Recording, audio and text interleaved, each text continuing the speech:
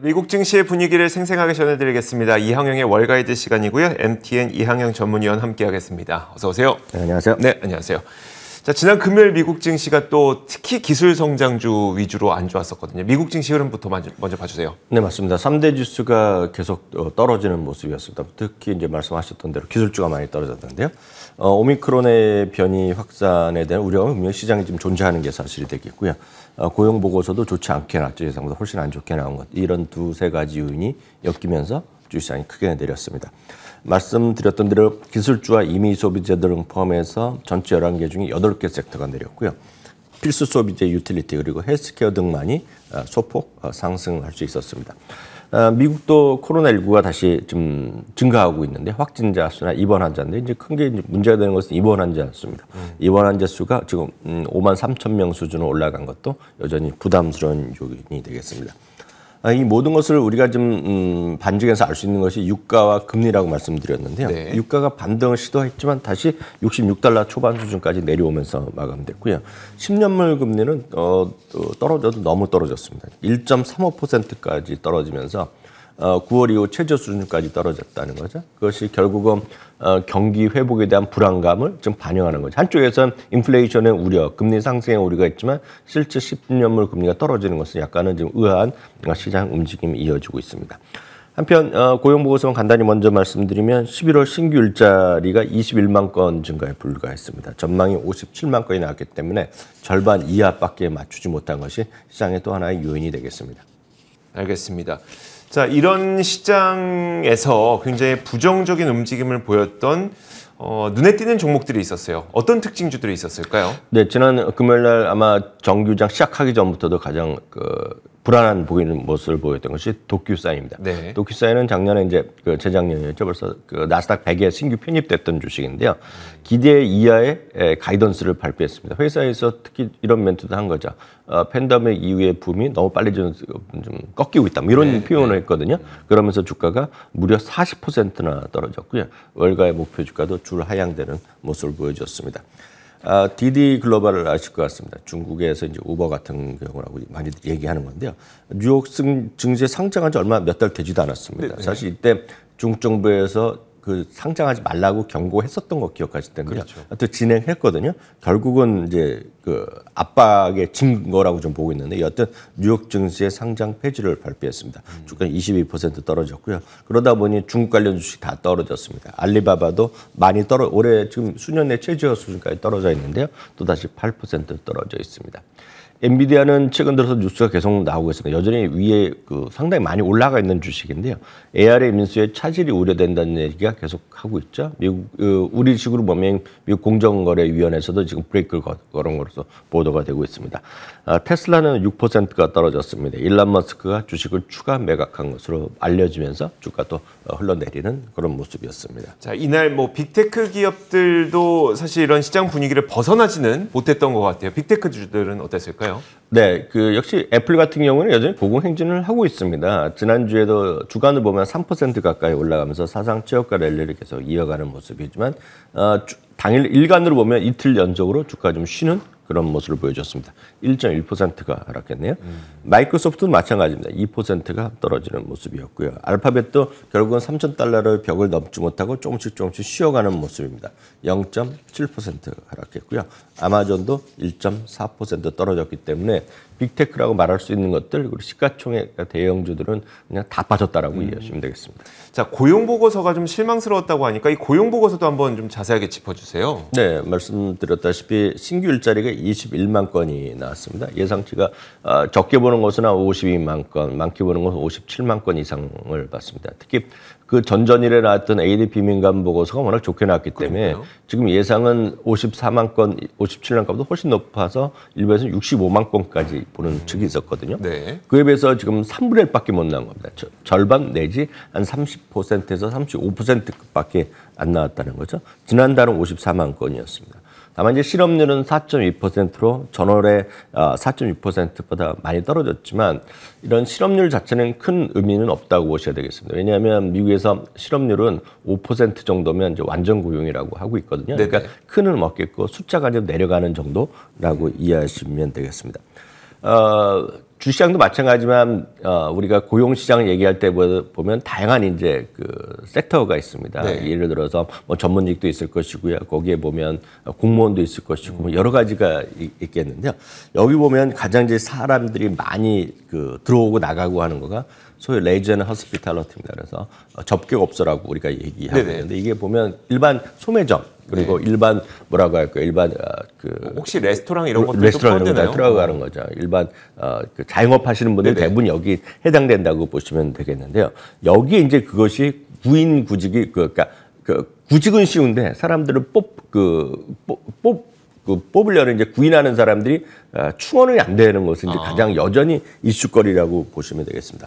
2021년 이후에요. 레저 및 접객 업종의 일자리가 전체적으로 올해 들어서 240만 개가 늘어났습니다. 네. 이번에도 한 10만 건, 15만 건 예상했었는데 이번에는 2만 3천 건밖에 늘지 못했는데요.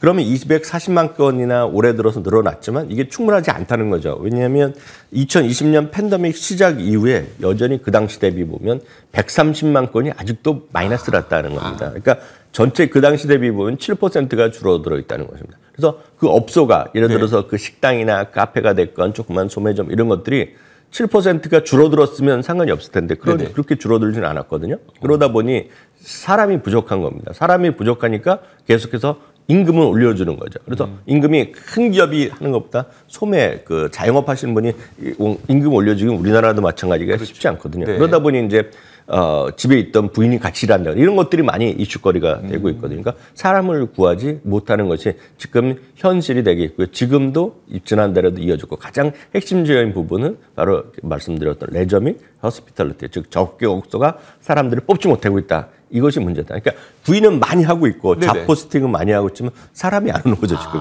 이게 여전히 지난달에도 문제였다라고 보시면 되겠습니다. 그러면 이번 고용 보고서를 보고 우리는 희망을 못 갖는 건가요? 아니면 뭐 어떻게 봐야 되는 걸까요? 이 수치만 보면 분명히 악재지만 분명히 이걸 또 뜯어보는 사람들이 있기 마련이거든요. 네네. 뭐든지 동전의 양면이 있기 때문에 아무리 안 좋아도 또 좋게 보는 사람도 있고 좋게 보더라도 부정적으로 보는 분들이 있는데 이번에 흥미로운 수치를 하나 보여드리겠습니다. 우리나라에서도 간혹 이제 경제활동 참가율이라는 표현을 많이 씁니다. 네네. 그러니까 경제활동 참가율이 어떻게 계산한 거냐 그냥 상식적으로 여러분 다들 아시겠지만 미국 기준으로 말씀드리면 16세 이상의 인구가 있습니다. 16세 이상 인구 중에서 정확히 표현하면 일반 시설에 들어가 있지 않은 분들, 시설에 들어가 있다는 게 이제 몸이 안 좋아서 네네. 장기 요양 이런 분들은 경제 활동 할 수 없는 거 아닙니까? 네. 그런 분은 아예 빼는 부분이 되겠고요. 거기서 또 나는 일을 원하지 않는 그런 분들이 이제 분모가 되겠습니다. 분모가 되고 거기서 분자가 뭐냐면 현재 일하고 있는 사람, 뭐 1시간을 일하건 2시간을 일하고 있는 사람과 모든 사람이 원하는 것이 아니라 일자리를 찾고 있는 사람들. 네네. 그러니까 일자리를 찾고 있다는 것을 어떻게 아느냐. 이거 여러 가지 통계가 있죠. 우리나라도 공단 같은 경우에선 뭐 이력서를 보내거나 이런 게 네네. 있을 거 아닙니까? 그래서 여기에 표현을 정확한 거를 하면 적극적으로 일자리를 찾는 사람들의 숫자입니다. 그래서 네. 그거를 우리가 경제활동 참가율이라고 표현을 하고 있는데요.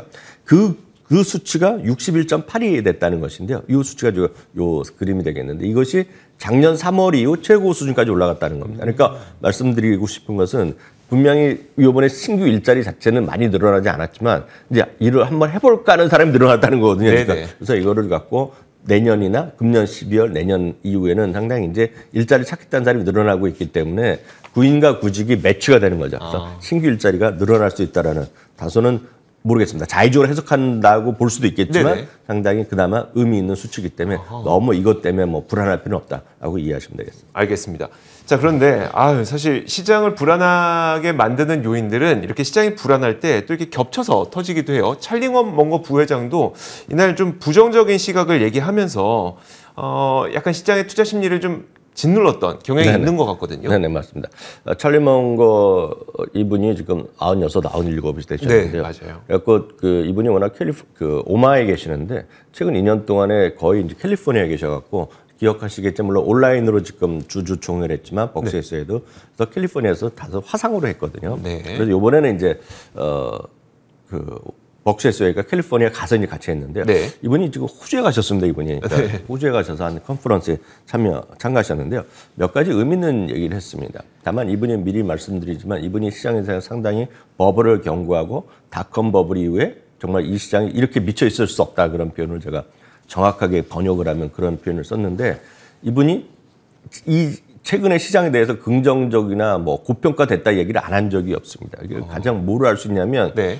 올해 들어서 벅스에서가 주식을 그렇게 새로 산 게 없어요. 조금씩 사고 팔았지만 맞아요. 주식을 크게 산 것이 없습니다. 주식을 제일 많이 산 게 혹시 기억하시는 분 계시겠지만 자사주입니다. 자사주. 네. 그래서 그들이 보기에는 제일 싼 거는 지금 벅스에서를 보는 거고 나머지 별로 늘지 않았고 그에 대해서 이제 고평가 인식을 했는데 지금도 마찬가지입니다. 특히 개인 투자가들이 그러니까 개인 인디비주얼 인베스터들이 너무 지금 시장에 대해서 고평가, 그러니까 모멘텀 주식에 미쳐 있다는 겁니다. 그러니까 올라가는 주식이 너무 빨리 올라타고 그에 대해서는 밸류에서는 생각 하나 하기 때문에 이거는 걱정이라는 얘기죠. 그러니까 이분들이 왜 주식을 새로 너무 많이 안 사냐 이분은 표현을 하면 주가 너무 비싸져 있고 기대되는 수익률이 낮다는 의미가 되겠고요. 그렇게 된다는 것은 똑같이 반대로 얘기하면 주식시장이 워낙 지금 변동성이 커져 있을 수밖에 없고 자기가 보기에는 주가의 눈높이를 낮춰야 된다. 네. 수익률에 대한 기대감을 낮춰야 된다는 얘기를 하는 것이 첫 번째 포인트입니다. 그리고 이분들은 항상 지금 시장 고평가되어 있다고 계속 얘기했다는 것도 말씀드리겠고요. 두 번째는 암호화폐에 대해서 얘기한 거죠. 그런데 암호화폐도 늘상 하는 얘기입니다. 이분들은 암호화폐나 마찬가지 금조차도 상당히 부정적으로 보고 있습니다. 왜냐하면 금이 새로운 어떤 부가가치를 만들지 않기 때문에 금에 대한 투자를 안 하는 거거든요. 은은 투자한 적이 있는데 은은 그래도 투자했던 이유는 은은 다양한 산업재에 포함됩니다. 뭐 기계를 만들거나 뭐 금속 만들 때 포함되기 때문에 은이 있다는 거죠. 가치가 있다는 겁니다. 쉽게 해서 우리나라 은수저라도 있지 않습니까? 근데 금은 약간 다르다는 겁니다. 그래서 금도 부정적으로 보고 있는데 이분들의 시각에서 보면 비트코인이 이게 말이 되는 거가 아니라는 거죠. 그러니까 쉽게 얘기해서 어떤 다양한 뭐 새로운 코멘트는 아니지만 예를 들어서 사기꾼이 쓰고 범죄자한테 예를 들어서 납치범의 돈을 받는 이런 거 아닙니까? 네, 그렇죠. 이런 거에 대해서 늘상 이런 얘기를 하는 분이었다는 거죠. 그래서 이걸 뭐 동의하건 안 하건 그런 주장이 있다는 것이 되겠습니다. 그래서 두 가지 포인트가 되겠고요. 세 번째 포인트는 또 흥미로운 얘기를 하나 했습니다. 지금 보시면 이분이 미리 말씀드린 이분이 1997년부터 24년째 코스트코의 주주입니다. 아, 네. 코스트코의 이사입니다. 이사. 네네. 이사고 주식도 한 17만 주 정도를 갖고 있는데 이분의 시각은 코스트코가 아마존의 큰 위협이 될 거라는 얘기죠. 그러니까 엄청나게 그 돈을 많고 어떤 그 충성도가 높은 고객이 앞으로 인터넷까지 많이 간다? 네. 지금 코스트코가 엄청 무서운 회사가 될 수 있다면서 아마존의 큰 위협이 될 수도 있다는 것도 얘기하는 오늘 세 가지 정도가 찰리 멍거의 주요 포인트가 되겠습니다. 알겠습니다. 자, 이렇게 지난 주말 사이 그리고 지난 금요일에 미국 시장에 어떤 일들이 있었는지 여러분들이 관심 갖고 있었던 찰리 멍거 부회장의 발언까지도 자세하게 분석을 해주셨습니다. 이항영의 월가이드 시간이었고요. MTN 이항영 전문위원과 함께 이야기 나눠봤습니다. 고맙습니다.